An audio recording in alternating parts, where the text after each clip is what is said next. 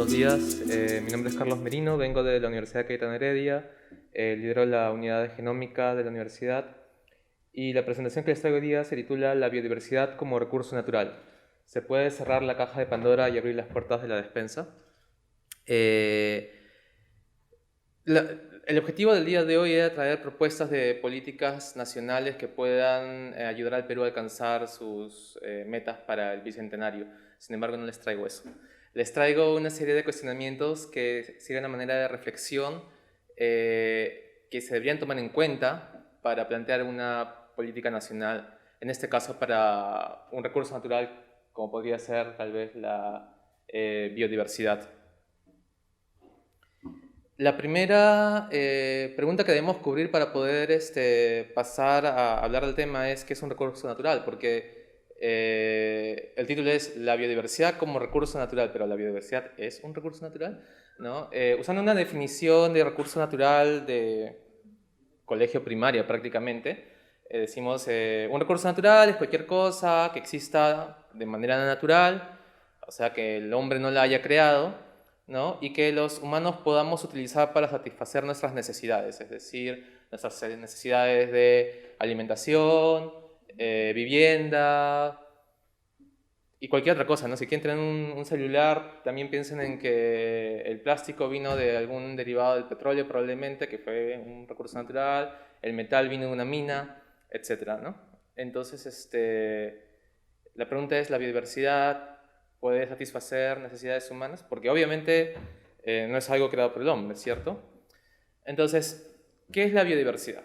La biodiversidad es la variedad de formas de vida y la variación presente al interior de cada una de ellas. ¿Eso qué quiere decir? Si nosotros tenemos diferentes especies de animales y plantas, eso quiere decir que hay biodiversidad. Pero si dentro de una misma especie vemos que hay variación en los individuos que forman parte de esa especie, hay más biodiversidad. Si todos fuesen idénticos, habría muchísimo menos biodiversidad, ¿no? Para darles un ejemplo, la especie humana es una de las especies que mucha menor diversidad tiene comparada, por ejemplo, con la mosca de la fruta, ¿no? Bueno, yo vengo del área genética, así es que siempre hablo de moscas de la fruta, seres humanos y plantas, ¿no? Entonces pasemos a hacer la prueba de hipótesis para saber si la biodiversidad es un recurso natural. ¿Existe de manera natural? Pues sí, ¿no? No es creada por el hombre la biodiversidad, al contrario, muy a nuestro pesar, más que nada nosotros destruimos la biodiversidad, es algo que hacemos casi de forma natural.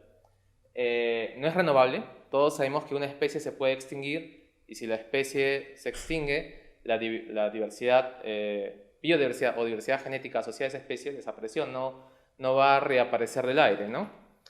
Ahora, el término de renovable y no renovable en cuanto a recursos naturales está, bueno, cuando yo era niño y estaba en el colegio, eran los recursos naturales renovables son aquellos que con el tiempo vuelven a aparecer y los no renovables son los que no se regeneran, por así decirlo, ¿no? Y el caso típico era el agua es un recurso renovable, el, no sé, carbón es no renovable, ¿no? Hoy en día se habla más de que la clasificación entre un recurso renovable y uno no renovable está en la medida en que la tasa con la que se regenera un recurso natural es mayor a la tasa con la cual se consume, ¿no? Eso quiere decir que si, por ejemplo, el ciclo del agua que produce agua potable de manera natural a nivel mundial es más lento que la contaminación que hacemos diariamente del agua, ¿no? Se podría considerar que el agua en realidad no es renovable, ¿no? Y esto es algo que estoy poniendo, es un ejemplo, no quiere decir que sea así, es solamente para darles un ejemplo de que muchos de los recursos naturales que consideramos renovables no lo son. En el caso, por ejemplo, de la biodiversidad, sabemos que la biodiversidad aparece de manera espontánea en la naturaleza, ¿no? Y en sí, la biodiversidad lo que es una acumulación de mutaciones dentro de los seres vivos, ¿no? Eso es lo que es la biodiversidad. Y las mutaciones ocurren de manera espontánea, ¿no? Y van a seguir ocurriendo, no podemos detener ese proceso. Pero la pregunta es, ¿la tasa de mutación es mayor a la tasa de extinción de las especies? Y lamentablemente la respuesta es no. O sea que desde ese punto de vista la biodiversidad no es renovable. Ahora, contribuye a los servicios ecológicos. ¿Qué quiere decir esto? Un servicio ecológico, bueno, probablemente lo toquen más adelante con, con mejores argumentos y datos que yo, pero un servicio ecológico o ecosistémico también creo que se le llama, es, digamos, algo que hace un ecosistema por nosotros. Para darles un ejemplo y seguir con el tema del agua, un ecosistema como puede ser, por ejemplo, un bosque que captura lluvia, a través del bosque empieza a capturarse esa agua hasta que se encamina hacia un río y tenemos agua potable. Entonces, la pregunta es, ¿cuánto tendríamos que pagar nosotros para producir esa agua? ¿No? Y ese es el servicio que nos da ese bosque al capturar agua, ¿no? Un mejor ejemplo tal vez podría ser la fertilidad del suelo. Nosotros necesitamos la fertilidad del suelo para poder labrar la tierra a través de la agricultura. Pero si el suelo no es fértil, debemos agregar fertilizantes, lo cual tiene un costo, ¿cierto? Pero hay procesos naturales, ya sea por la presencia de bosques cercanos, la presencia de microorganismos en el suelo, pero en sí es un ecosistema que está activo ahí y que le da fertilidad al suelo, ¿no? Luego, entonces, ese es un servicio que nos da la naturaleza y que tiene un valor. Y la biodiversidad contribuye a ello. Mientras más biodiversidad se encuentra en un ecosistema, es más eficiente y es mayor el servicio que nos puede dar, ¿no? Sustenta también la capacidad de recuperación de los ecosistemas. ¿Qué quiere decir esto? Hoy en día se habla mucho del cambio climático, antes se hablaba de calentamiento global, ahora se dice cambio climático porque nos hemos dado cuenta que en algunos lugares la temperatura va a subir, pero en otros va a bajar y en general lo que va a ocurrir es una destrucción del patrón climatológico al que estamos acostumbrados, lo cual va a impactar negativamente, entre otras cosas, la agricultura y por ende la alimentación de los seres humanos. Pero el tema es que mientras más diversidad biológica hay en un ecosistema, mejor puede afrontar este ecosistema, el cambio climático. ¿Por qué? Porque como hay estos mutantes ahí en el ecosistema, de repente alguno de ellos puede estar mejor adaptado a un nuevo a un nuevo patrón climático que aparezca, ¿no? Entonces, la capacidad de respuesta de un ecosistema frente a un cambio climático está sustentada en la biodiversidad que contiene ese ecosistema. Y también es fuente de diversos compuestos orgánicos. Por supuesto, el ejemplo máximo son las drogas, ¿no? Todo el mundo sabe, por ejemplo, que la uña de gato tiene un compuesto químico que ayuda a curar ciertas cosas. Bueno, eso es parte de la biodiversidad. Pero ¿cuál es el valor de la biodiversidad? Bueno, por ejemplo, una estimación dice que el valor de los servicios ecosistémicos continentales asciende a $5.000 millones al año, ¿no? No se incluyen los ecosistemas marinos, no se incluye los compuestos orgánicos que se puedan descubrir, que puedan ser para, por ejemplo, utilizarse en medicina, ni tampoco los alimentos nuevos que se puedan descubrir, ni las especies que aún no se hayan domesticado, para darles un ejemplo de qué tanto más valor puede tener por encima de esos 5.000 millones. Y de otra forma, digamos, como no tenemos idea de cuál es el valor, de estimar ese valor podría ser el costo de mantener esa biodiversidad, ¿cierto? Bueno, según el Banco Mundial, la inversión óptima para mantener la biodiversidad en áreas protegidas en el Perú es de $41.8 millones al año aproximadamente, ¿no?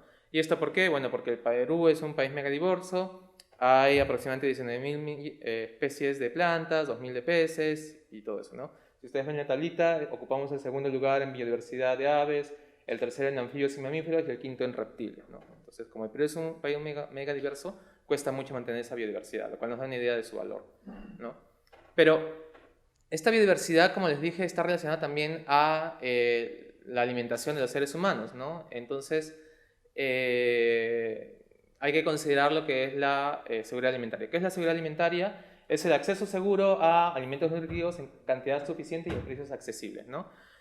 Según datos de la FAO, hay 868 millones de personas que están en estado de desnutrición, ¿no? Gracias a Dios, en América Latina y el Caribe, ustedes pueden ver, no es una de las regiones que están en peor condición, ¿no? Las peores son Asia del Sur y el África subsahara, ¿no?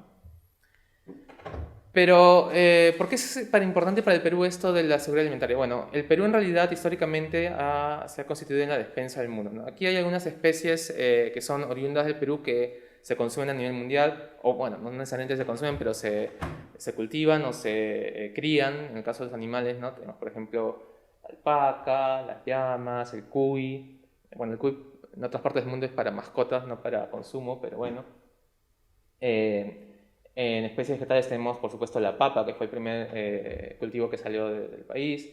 El maní, somos un centro secundario de diversidad. Está el aguaymanta, el tomate, la chirimoya, el cacao, que ahorita está importantísimo, la quinoa, que se exporta en toneladas, el maíz también es de origen peruano, ¿no? Entonces, históricamente nosotros hemos sido una despensa donde han salido cultivos y otras especies domesticadas para el resto del mundo. Hoy en día la lana de alpaca se exporta a partir de Nueva Zelanda, por ejemplo, ¿no? Entonces, ¿cuál es la política del Perú en cuanto a la biodiversidad? Bueno, nosotros nos guiamos, o estamos, digamos, hemos firmado el protocolo de Nagoya, la decisión 391, y lo que nos da eso es el principio de ABS, ¿no? El compartir el acceso y los beneficios de la biodiversidad, ¿no? ¿Eso qué quiere decir en términos concretos? Que hoy en día para hacer cualquier tipo de estudio genético o simplemente acceder a muestras que tengan material genético en sí, se necesita un permiso de colecta si es que es un área natural o un acuerdo de transferencia de material si es que es una colección in situ que le pertenece ya a alguna institución, ¿no?